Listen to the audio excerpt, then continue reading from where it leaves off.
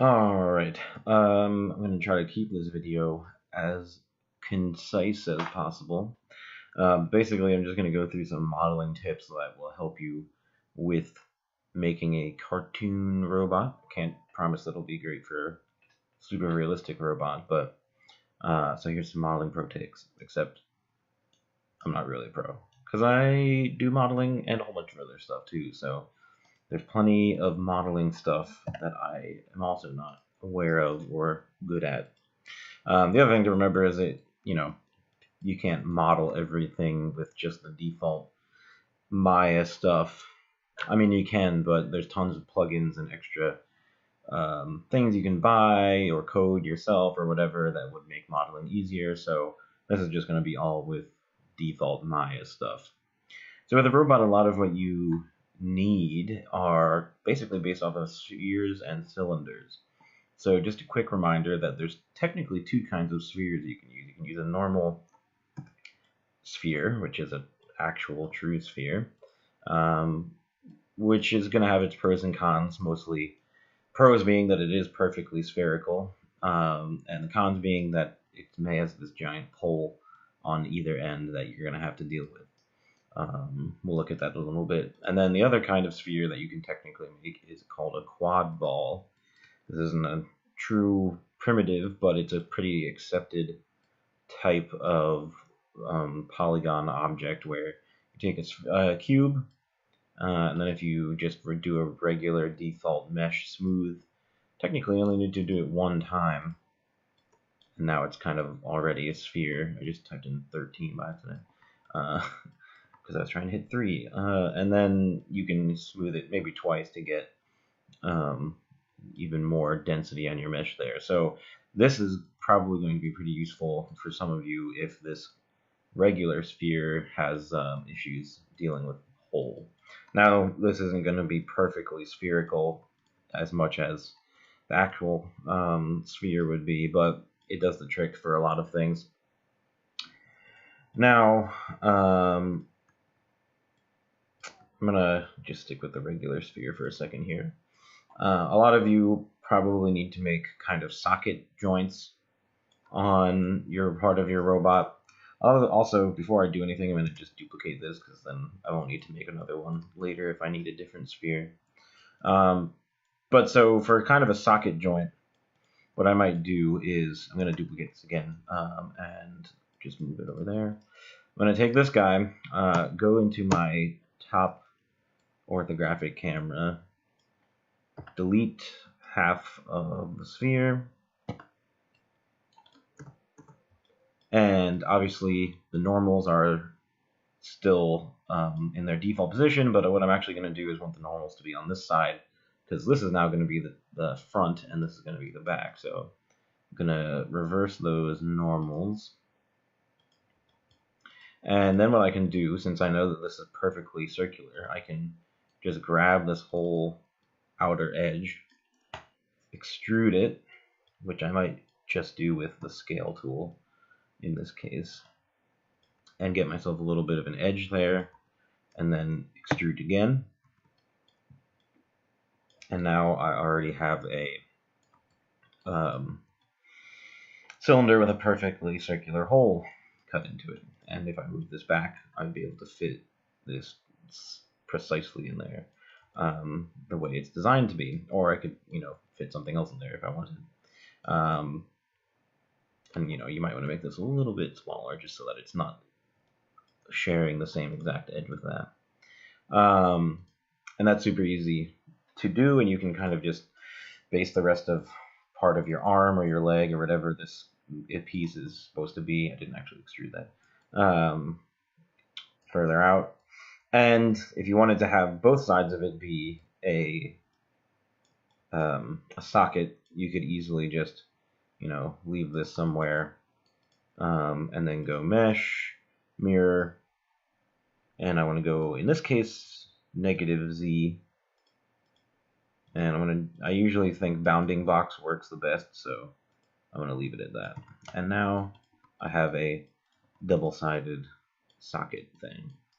Now, of course, one thing to be careful of is if you're trying to smooth this, let's say that we bevel the outer edge here. So I'm just going to grab that, bevel it, and make it the default, what we would expect for a smooth hard surface object, which is 3 edge loops at least.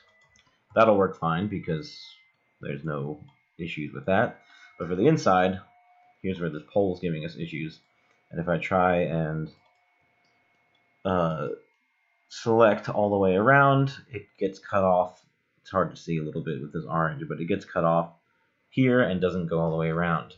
And if I do bevel that, it'll make this weird artifact up here. So if you are going to bevel something with a pole, you just have to make sure you have to select all of the connected edges that would be beveled. So I'm going to just select the additional loop on the other side here, and now when I bevel it, I get it, it kind of overrides that. Really just push the pole further in, but at least now I can smooth it and, or sorry, I can bevel it and get a nice hard surface, but yet smooth looking object. And now I have a nice little arm socket or whatever, and this, if this is my wrist or my elbow or whatever, that can go right in there. And then you could do the same thing with the quad ball if you wanted, except it's easier because you don't have to deal with the pole. As far as kind of detailing spheres a little bit more, a lot of easy things you can do revolve around beveling, but not to bevel like we did on here, because obviously you don't want to really bevel on a sphere and make any of these edges hard. But what you can use the bevel tool for is if I grab, let's say, this outer ring and I bevel it and I only make it 2 edges rather than 3, I can kind of give myself a little channel, and then if I select those faces that I just created, extrude and bring them in a little bit, I've already got kind of a cool thing going on. You can do the same exact thing on a sphere, either going around the middle edge, but even if you do go around the top edge, you can still just deal with this pole here. And if we bevel that, just like we did on the other example, it kind of deals with this pole by itself, most of the time anyway, I would hope. And if I extrude this again, we get a nice looking, oh, you know what, I didn't rotate around the center, or I didn't bevel around the center. That's not really a huge deal, but it kind of bothers me. You do want to kind of model on the axis of the world as much as possible, rather than working at like weird distances or weird angles away from the center world axis. And of course you can bevel those so that when it's smoothed, they are a little bit harder edged, which is typically what you probably want, because on this one we're still getting this. So, you know, there's a lot of different little combinations, and even on this cylinder, you could kind of do the same trick where if I bevel this, oh, that was mostly just to see where I was. If I bevel this, I can grab these, extrude, and see what happens. Honestly, the biggest thing I can tell you about modeling is just to be willing to do stuff and see what happens, because probably will only take a few seconds to actually perform an action, and it will, if it gets messed up, it'll also only take a few seconds to undo it and do it a different way. So that's honestly my biggest piece of advice I can give you, is simply to allow yourself to just try stuff without worrying about whether it's going to work right away or not.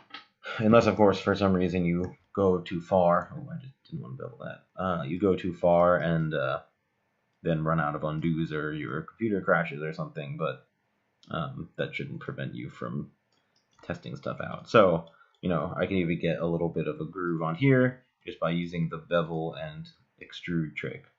There's a little bit of weirdness going on in here that I'd probably have to deal with, but if I beveled these bits like so, I'd want the inside too, honestly. If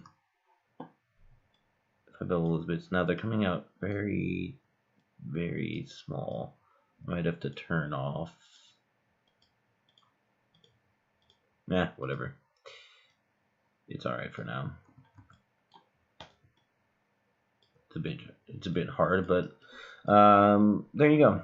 So beveling and beveling in different ways, and beveling in general are probably going to be some of your biggest assets for creating little details on your robot. Let's see here. Oh, right. And then as far as like getting a cylinder attached to a sphere, pretty much all you'd have to do is, with a default sphere,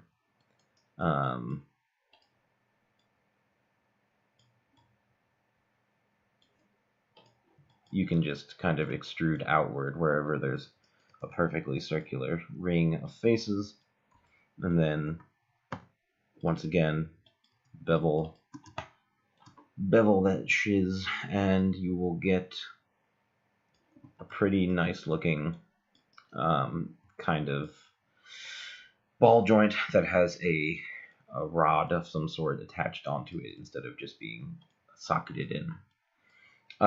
So as usual, it all comes down to extruding and beveling, just like with when you first learn modeling and they talk about that stuff. For a quad ball, you can still do the same thing because we have 4 faces here, and as hopefully everybody is aware, you can make, as long as you have 8 edges, you can make a circle. For this, you won't really be able to extrude it that easily, so you'd probably have to create a cylinder instead and make it 8 subdivision, or sorry, 8 axes instead of the default 20. That is not a 90-degree angle, is it? And always be jumping between your modeling cameras when you need to. There's really no point in modeling always from the perspective camera, especially when it only takes 1 button press to jump back and forth. You can get that in here. Honestly, I probably could have Booleaned this if I wanted to, but this is okay for now.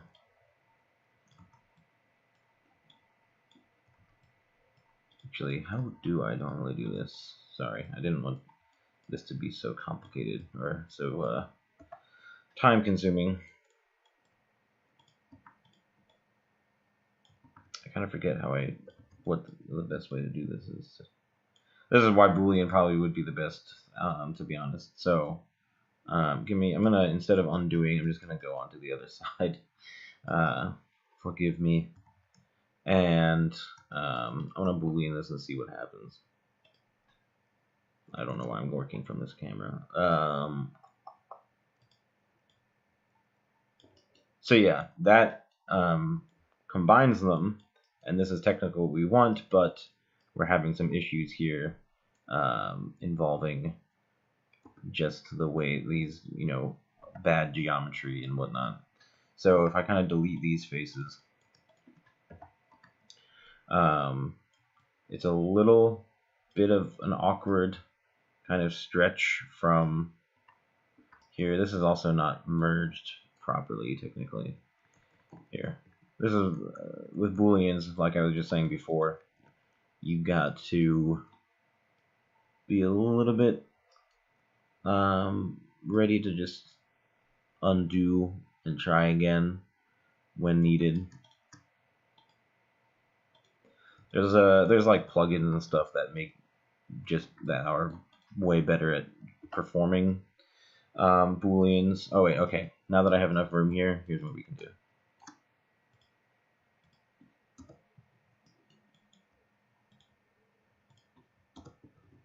Yeah, that's what I wanted.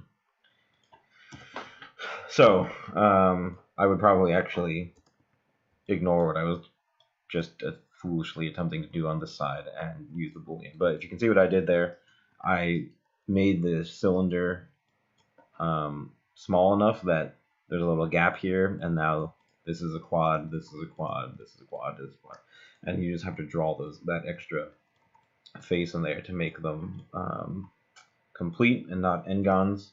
And then if I were to click around here, it's a nice unbroken chain, and I can bevel those as well and get a seamless hard surface object in there. Still not 100% smooth the way that a sphere would be, because it was originally a cube, but technically this cylinder is a real cylinder that we booleaned in, so that is perfectly circular.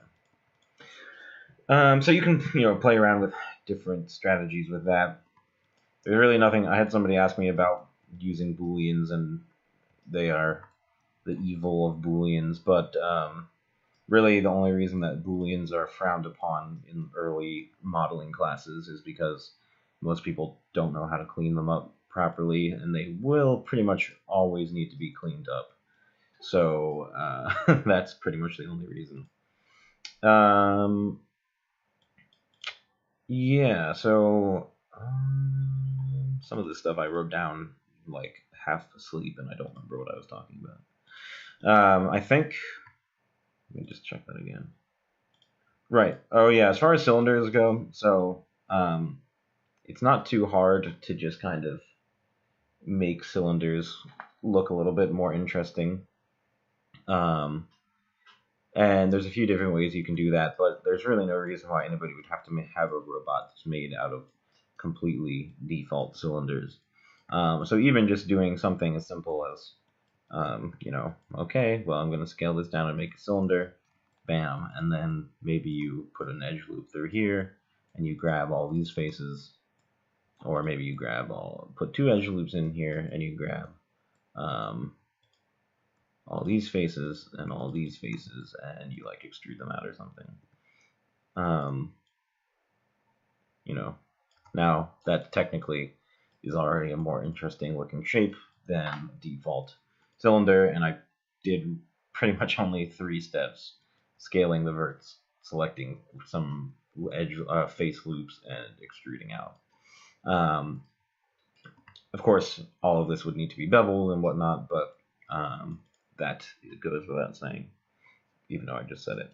And then, you could still cut a socket into one end or whatever. Maybe this end isn't even filled in at all, so maybe you have this be open and it's more like a glove. Oh, wow, this paint select tool is not doing it for me right now. And you could extrude kind of inward from here and make a pretty easy like shell type shape. And also you'd probably just need to fill in this part because you probably wouldn't see that far in there. Sometimes it also helps to kind of, if you're creating half of an object. So let's say I have this cylinder, and I'll go from the top again, just so I can cut this in half.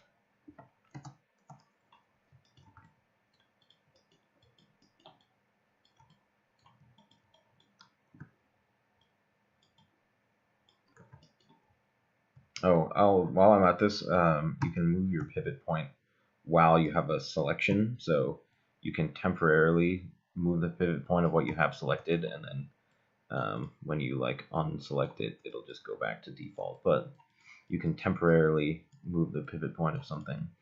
So let's say you made like this gauntlet piece or something, whatever this is supposed to be, and maybe you're doing some stuff like you can grab some faces and extrude them outward or whatever. I'm honestly not sure what I'm trying to make here, but you kind of work like that, and then what you can do is just grab the edges around the inside, extrude those. Oh, that is not really what I wanted. I'm going to use the snapping the pivot point trick again.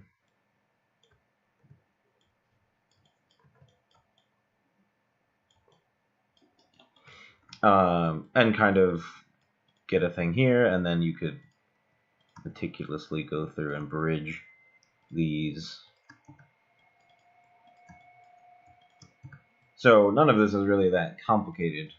This beveling might end up being a little bit more complicated, but this could then, you could basically like wrap this around another cylinder or something instead of meshing it together. In fact, if I duplicate this, I can show you what I mean. So I duplicated this. I'm going to isolate the duplicate, delete all the outside, reverse normals, mirror in positive Z, and now I have a perfectly fitting cylinder that this is kind of like an outer piece, an outer gauntlet on top of. And of course I might want to slightly pull that in just so it's not overlapping at all, but it's not a huge deal.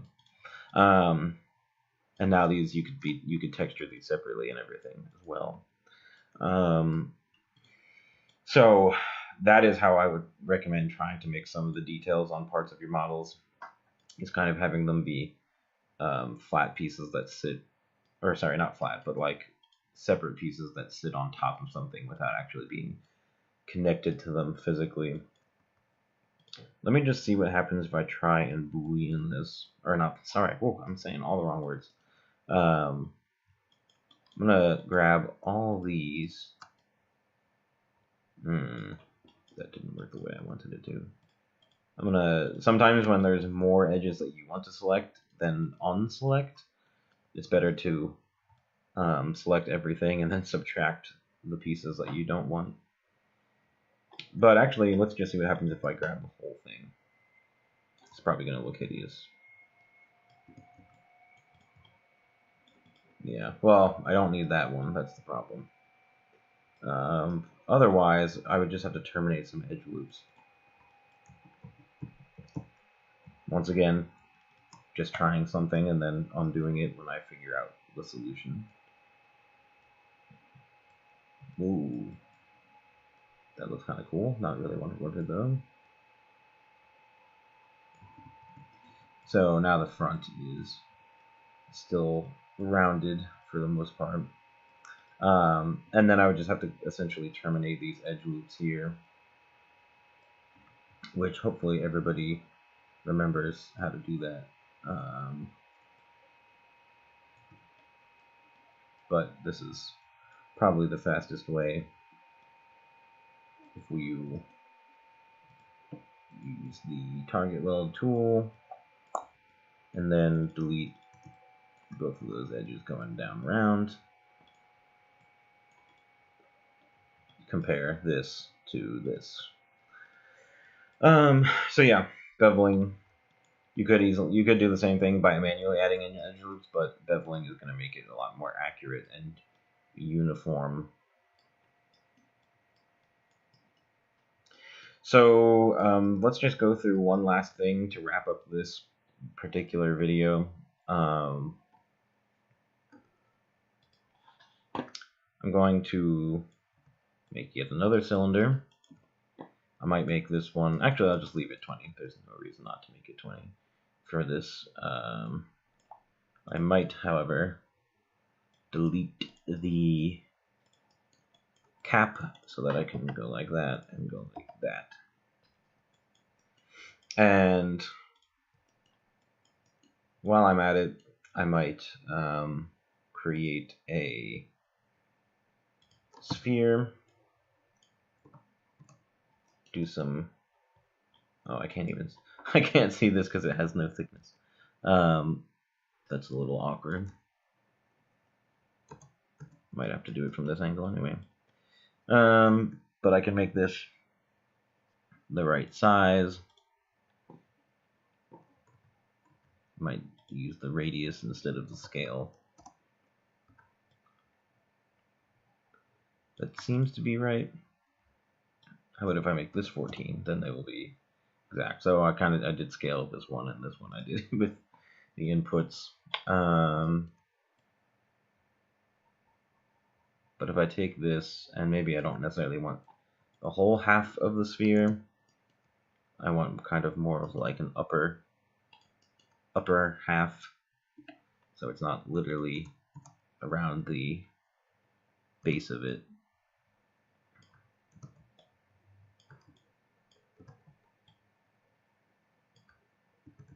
Snappity snap. And okay, something is still not quite right here.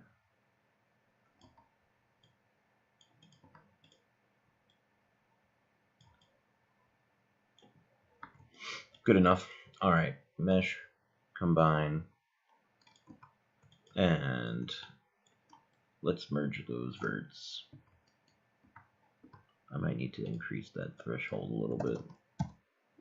Oh yeah, okay, cool. So now I have this kind of, maybe this is my robot's head or something. It's kind of almost like a bullet shape, but I want to use primitives for that, which is why I went through that whole process to make sure everything is perfectly laid out and perfectly geometric. At least to start myself off, because there's no point in, there's no harm in breaking that later on, but to start off, I kind of want to be like this. You know, and maybe if this was a guy's jaw, I might go like this, and then this one can kind of be like that, or something. So let's pretend this is my robot's head to start us off with. So what I want to show you besides that little setup is the quad draw tool. So the quad draw tool is technically in the modeling toolkit over, which is this feature, which basically I haven't used it that much, but it contains all of the normal modeling tools you'd expect, except in its own little control thing over here, the symmetry and all this other stuff that you can access from one location. I just haven't really taught myself to use it because I just like to use the buttons I get from shift right click, which are really the same. But this has quad draw, which allows you to essentially just create polygons however you want. There's the problem with it, though. It's very finicky, except unless you know what to do with it. And what we're going to do with it is turn this thing live. So I don't know why my tooltip. For some reason, my computer constantly like resets my preferences for absolutely no reason. I want that to be on. Make selected object live. Now this is live. If I turn on the mesh, you can see that it's green. That means it's live. And I'm gonna hide all these other bits so I can look from the front and side and see everything. Anyway, what you can do with the quad draw tool now is, let's say I want to draw an eyeball on this guy, or because I don't want to just try and freehand it with the mesh that I currently have. If I turn on quad draw, you can go down and see the keyboard mouse shortcuts for these, so you can read these on your own time because there's a lot of them.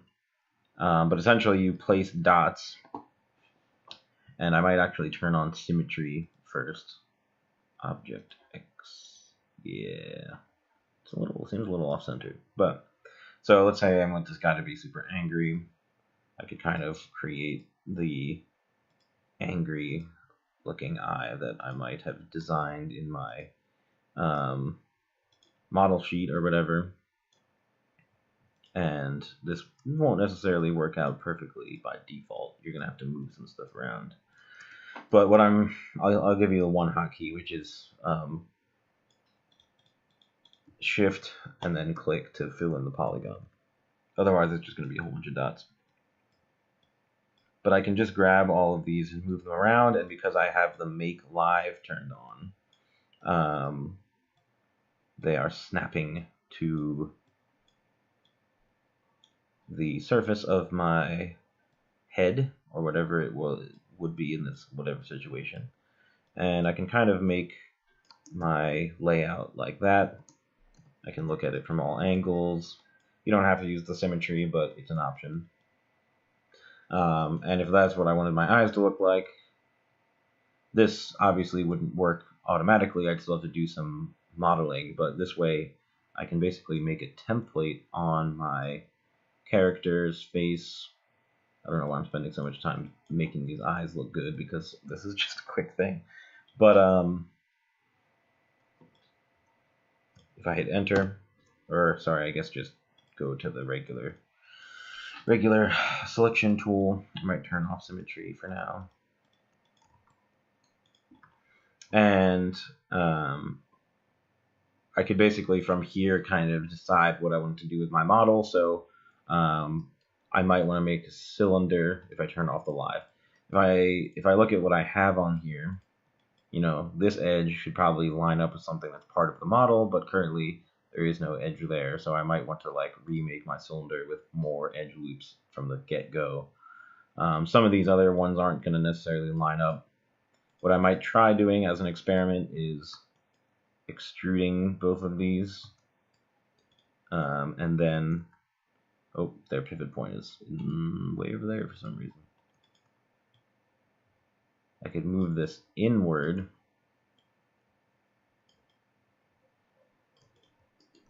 and see what happens. Again, don't ever commit to anything. Oh, and I'm going to Boolean them.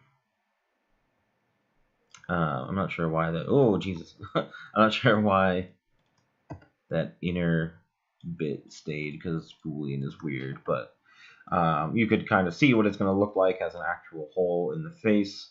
And if you wanted to, you could try, yeah, these n-gons are murder. They won't even, I can't even select that as one consistent edge. And you know, maybe you could start cleaning these up, so I could grab these unconnected verts that are in here, and my design might change a little bit now from what I originally drew. But yeah, and then you could probably make an edge go like around. The other eye is what's messing this up, because I didn't do the same thing on both sides. No, thank you. So you can have infinite edges going around, but for these edges, you're not really going to be able to do much without probably making your cylinder over again. If I try and make this like, pretty much if I put this anywhere, it'll start making ugly deformations on the surface of my model. This is not so bad, but obviously this is kind of a, yeah, that is kind of doing that. So I can't stress this enough, but just, it might seem like a waste of time, but it's not. If you try something on purpose, knowing that you're going to delete it. So like I'm gonna probably start this whole head over again, but I'm gonna do the exact same thing, because I'm gonna figure out how many edges I need.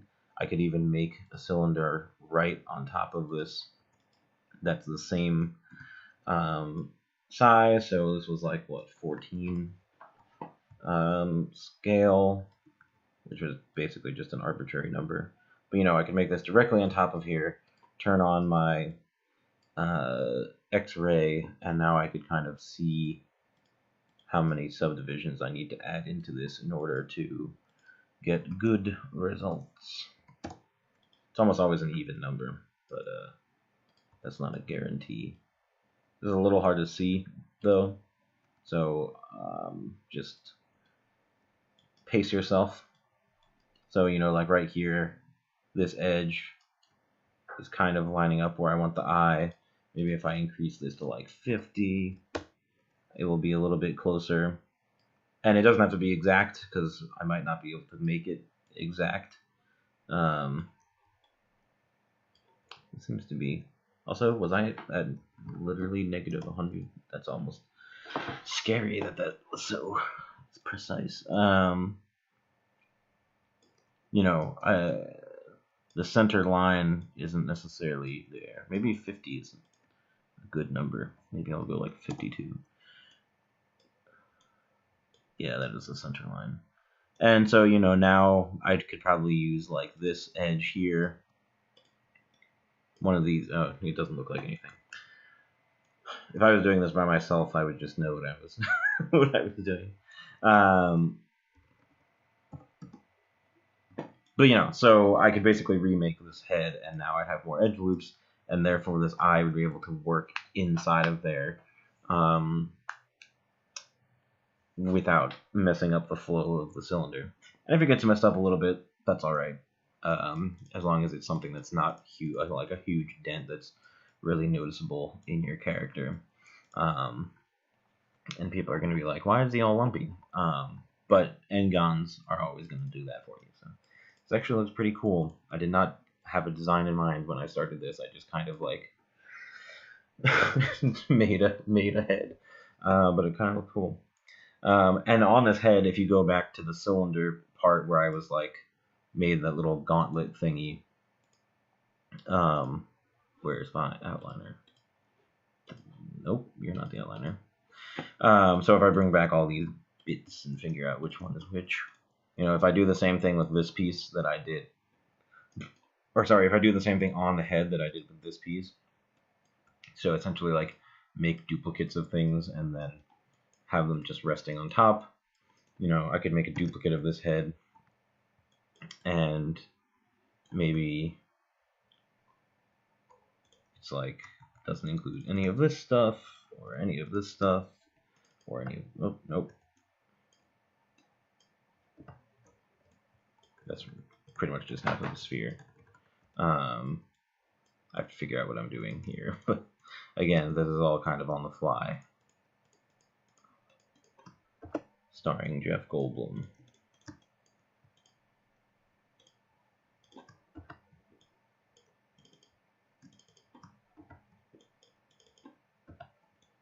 So, you know, maybe I have this much and I extrude it all like this, perhaps use one of these settings instead so that it's more accurate.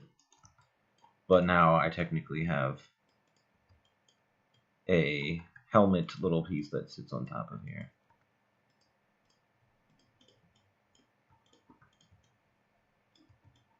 That looks kind of dumb, but you know, you could take that principle and adjust it for your own purposes. Alright, I think that pretty much wraps this up. I don't want to go too far without having this all planned out in advance. Otherwise, it's going to get very boring pretty quickly. But those are just a few modeling tips that I would use to construct your robot. Obviously, if you want to rewatch any parts of those, you'll just have to rewind and go back and find them. But we can talk about some of the other stuff that comes up with this during class instead of all in this video. All right, see ya.